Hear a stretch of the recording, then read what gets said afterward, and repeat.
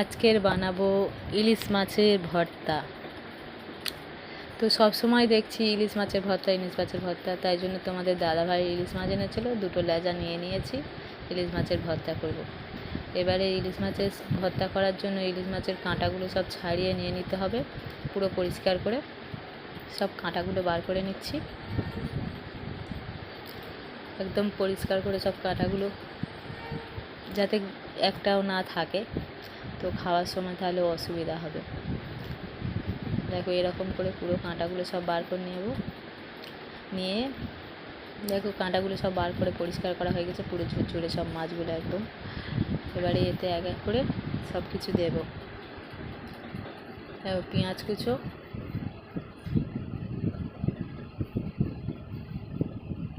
দেবো, আর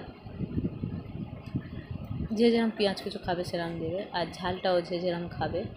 শুকনো লঙ্কা ভেজে নিয়েছি, এতে দিয়ে দিয়েছি। আর যে মাছটা ভেজেছিলাম, আর এই দেখো এই নুন।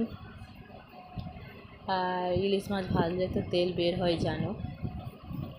লঙ্কাটা ভালো করে মেরে নিয়েছি, আর মাছটা ভেজে সেই তেলটা রেখে দিয়েছিলাম, সেই তেলটা দিয়ে দিলাম। অনেকে কাঁচা সরষের তেলও দিতে পারো, মাছের তেল দিলে ভালো লাগে। তো এই দিয়ে ভাত খেতে দারুণ লাগবে, পুরো জমে।